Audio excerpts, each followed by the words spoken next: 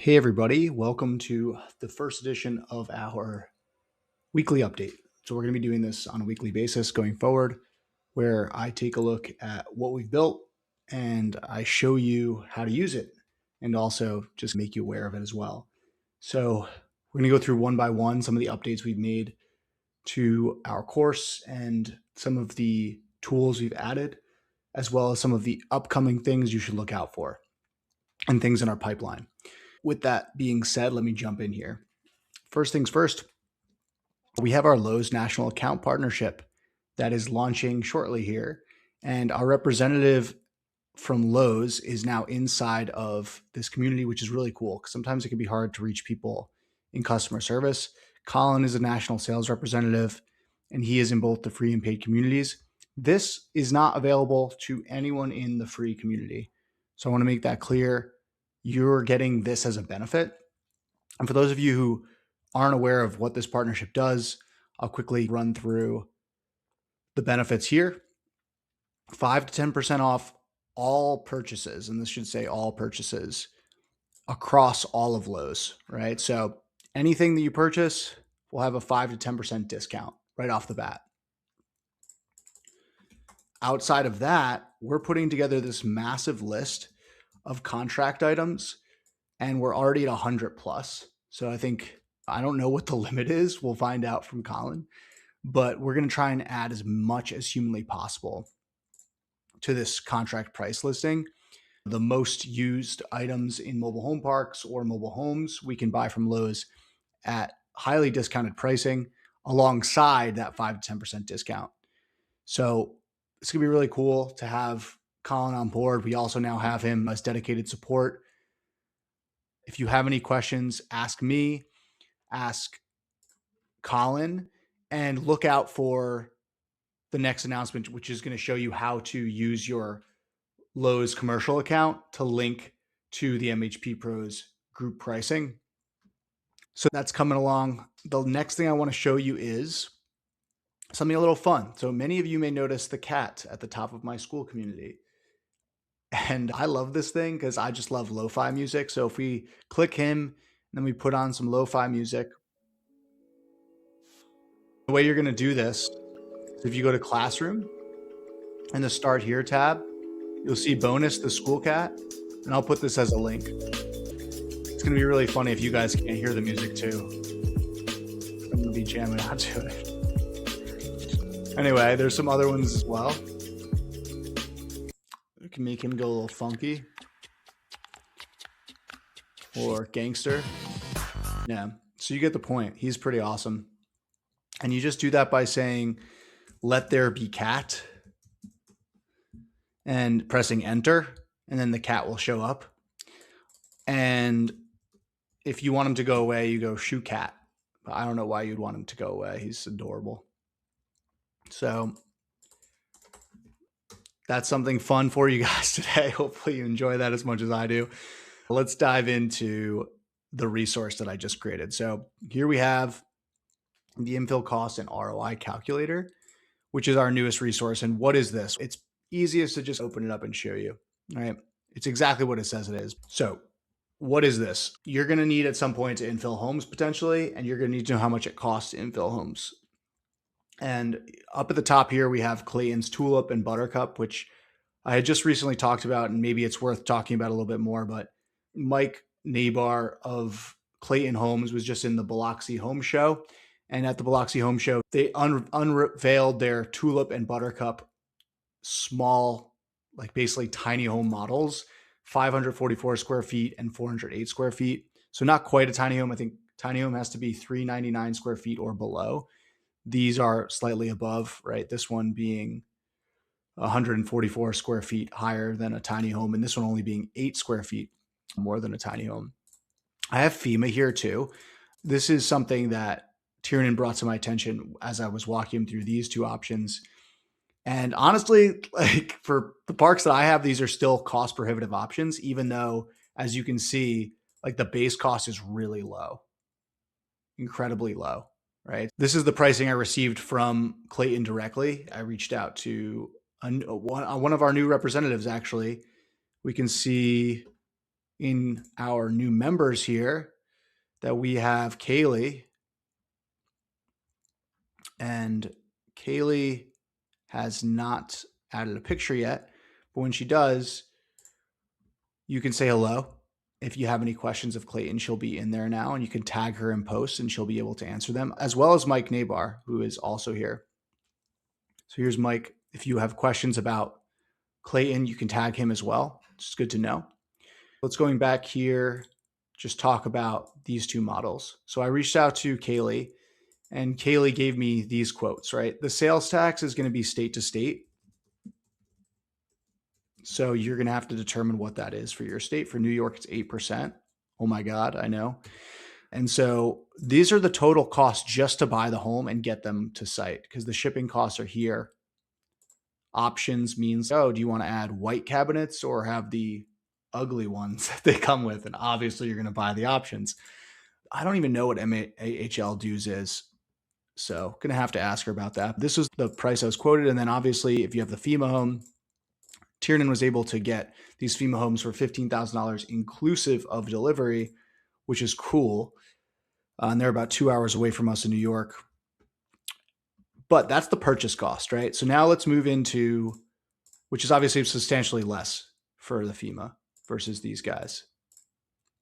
So let's move into these costs. These are really low, right? I think unless you have the connections and the experience and the understanding that Tiernan has of these specific requirements for an infill project. And by the way, he's not done a ton of infill either. This is just based on his experience so far.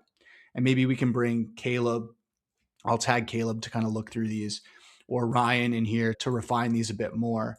But these were just for the specific projects we're working on inside of our community and what we plan on doing there. So this labor cost, right, that's going to be very specific to us because we have cheap labor, and we also might do some of this stuff ourselves. So just note that.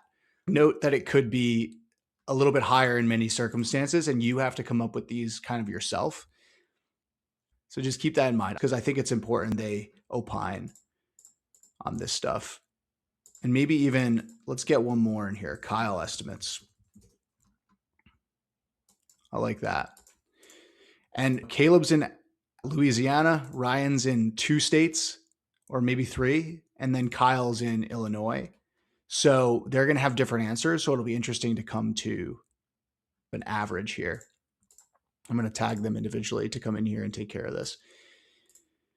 So this will be your new and used home CapEx. So after you get the home to the site, you're going to have to install it, right? And so maybe one thing we're missing here is the actual cost once it gets there to actually move it onto the site itself. So like installer costs, miscellaneous, for instance. And we can add that here real quick so you guys can see me in real time kind of editing this, as you can too if you find other costs that maybe weren't listed. So we got the footers. And it's really for this, there's not going to be any materials cost likely. So I would say it's probably just labor. We can just add this here. It might be that you have to like materials or equipment rental, and then the labor, right? And this is going to be let's call it $1,000. I don't know. It could be. And let's just leave this at 0. If you're hiring someone for $1,000, you better hope they bring their own materials and equipment. Otherwise, probably be paying a lot less. So let's just say it's $1,000 for someone to come once this thing is delivered to actually install it. And then we have our footers, which are like poured concrete effectively that it sits on top of. We have our block and leveling. So this is shim it so that the home is level. Apparently this is not so hard, Tiernan tells me. Tie downs, you have to actually secure it to the earth. Skirting makes sense, right? Geez Louise. Staircase and deck, right? So if you have just a staircase or a deck, you may need to install that. And I think Kyle's going to have a different answer for this as well. And so you get the stairs and the deck there, and then you have refurb potentially, right? So sometimes these things show up with damage, and you can complain, but sometimes whoever's helping you doesn't do anything about it. So you may have to do a little bit of light refurb to get the thing actually ready. Refurb for sale or rent ready. And this will be higher on the FEMA probably, or maybe it's ready. Like I think in our case, they're coming completely ready. So now we move down to our total cost summary, which is just the sum of the delivery costs alongside the purchase price, plus all those things we need to do to get the pad ready, and plus setup. Okay, so now we have the next section, which is the land improvement CapEx, right? But this is a different section because this section is your land improvement CapEx. What does that mean? The addition that you're doing here is actually land improvement. It's actually improving the park itself, not the home that you're going to sell. So that's the distinction. It's an important one. That's about $4,000. We have electric work, water and sewer work, pad prep with some gravel, some labor to maybe rake the gravel. And that'll be about $4,000 is what we assumed. Again, I want to see Caleb, Ryan, and Kyle's estimates there. So this is our total upfront CapEx for each of these individual types. All right. Now we have a sales price. So what are you going to sell it for? You might already have that in your head and know, hey, I can sell it for this amount based on the market. Maybe you don't, right? And if you don't, you better find out, because if you can only sell it for 20,000 and you're paying 43,000, that's bad. So right here, we're saying we're going to sell an RTO. Great. So this is our sale price and how we're going to sell it. Now we move down here. What is your median household income? Median household income. Why does this matter? You generally want to know this so you can determine, what percentage of that amount can go towards housing, typically between 20 and 33%, right? 28% to 33% should be going towards housing. I'm on the lower end of that because the affordability in my area is not great. And so this is the total affordable monthly housing cost. It's this times this divided by 12. And so this is about where I should be around. Okay. And so now when I go below, so this 1250, this is the cost that I'm charging to my tenants that we're going to calculate below, all in monthly. And I even created this affordability index that determines if this is closer to 1 or it is 1, it's better. That means it's affordable. If it's above 1, it's really affordable, right? I mean, if I made this 40%, oh, wow, this is super affordable now. But realistically, it should be like 33, and I'm still at the 110. So I'll leave it at 30, and we're perfect. So housing affordability of 1 in the index. So now moving down here, this is how we're going to come to this number, right? This is from below.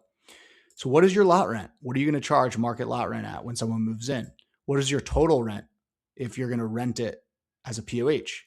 How much in utilities are your tenants paying on a monthly basis? That is going to be what your total tenant payments before financing equals. So it'll be dependent on if it's a TOH or a POH, right? So if you said rent here, then theoretically this should change to this one, right? And it didn't, which was fun. So let me make sure I fix that now. When you take a look at this, what you'll notice is that there was actually a space before rent there. And so spaces can mess up formulas big time. And so you just have to be careful of them and don't freak out if there's an issue. Just try and go find it and diagnose it. So I'm going to apply that to all, right? And we'll go to rent, right? So just fix that issue and that should be good to go going forward. Let's move into the next section here. So how much of it, we're doing this on an RTO, right? So let's bring this back to RTO. How much of a down payment is reasonable to get from your tenant base? And if it's 4,000, it's 4,000. If it's 2,000, you have to determine what is reasonable for your tenant base and whether the people in your town can afford a higher down payment. That's about 10% down payment on the purchase price, which we said was 43,000. moving into the loan to value section, this is the rent to own, right? So we have $35,000 left on the purchase price after they give us that down payment.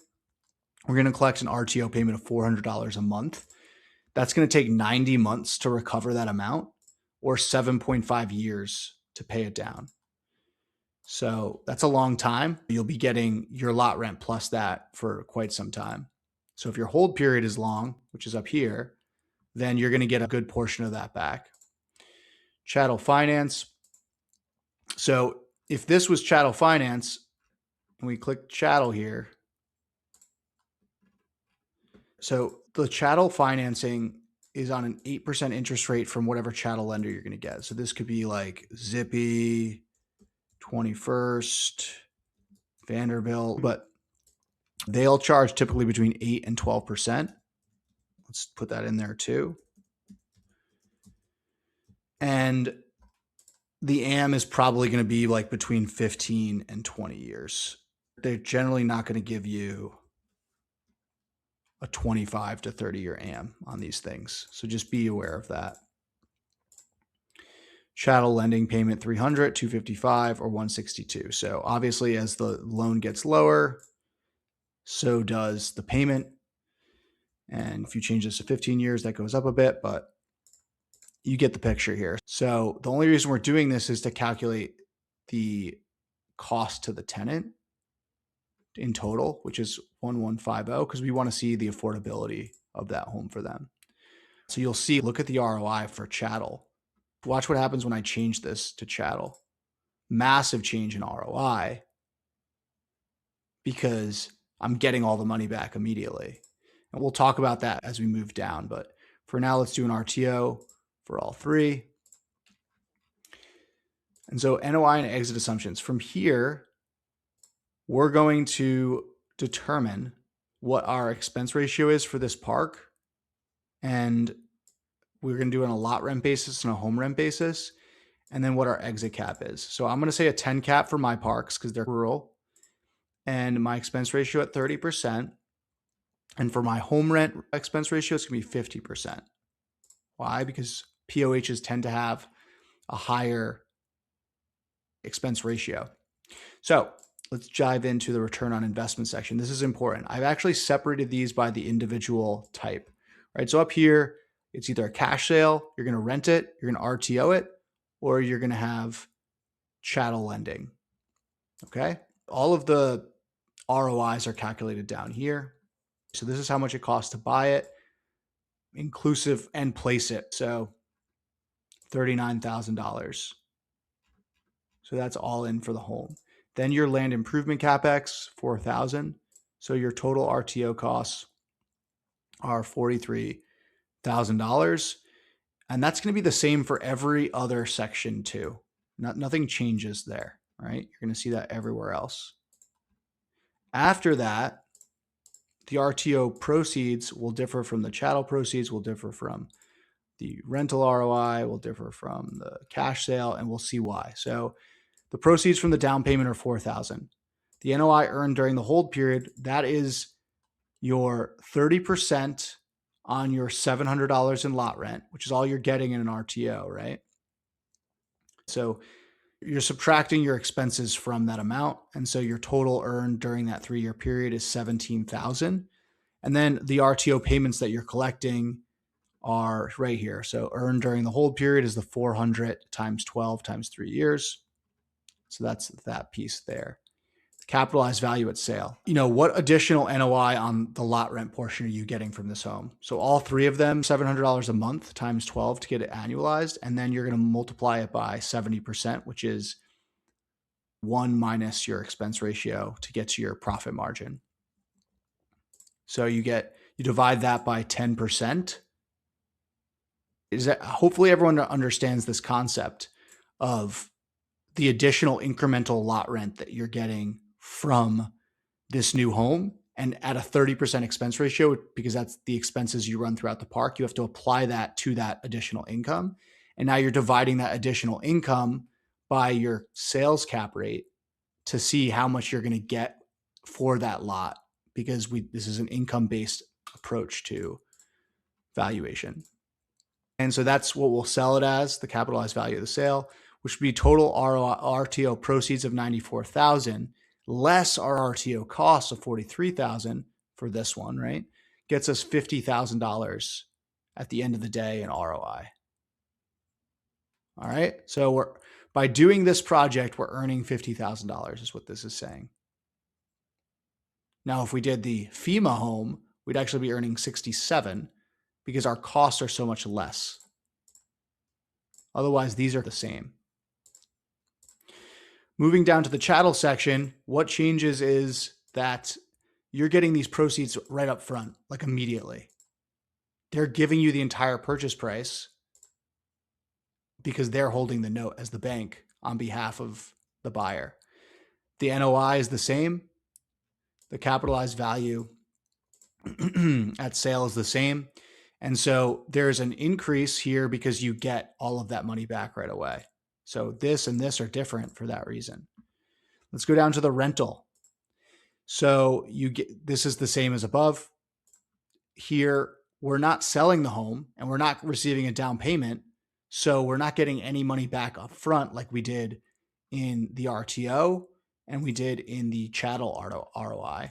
So now the NOI earned during the hold period is all we're getting plus the capitalized value at sale.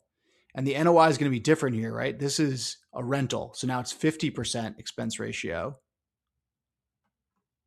times our $1,200 in total rent times 3.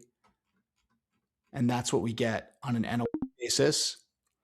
And here is the capitalized value from the sale that we see everywhere else as well. So that's probably the worst ROI is if you have a rental in some cases. Now, if we said that we're actually only running a 30% expense ratio, let's see what the difference is. It's still not great. It's still not great. So this is important to understand, important distinction here that you're not really always going to make a ton of money on the ROI on the rental side because you're not getting any of your money back up front. Now, if you then in year 2 go and sell it and you've already earned all this income, that's a different story. So just keep in mind there's different ways you could skin the cat. All right. Then the last one is the cash sale, which should be obvious, right? You get all the money back from the seller, you get the NOI from the lot rent, and you get the capitalized value from the sale. So this is exactly the same as the total ROI from the chattel. If I change this to cash sale, it's going to go up. The affordability is going to go up too. If I change it to chattel, it's going to be the same. Affordability is going to go down a bit more because they have to pay the monthly loan balance. All right, let me know if you guys have any questions about this. Thanks, guys. Bye.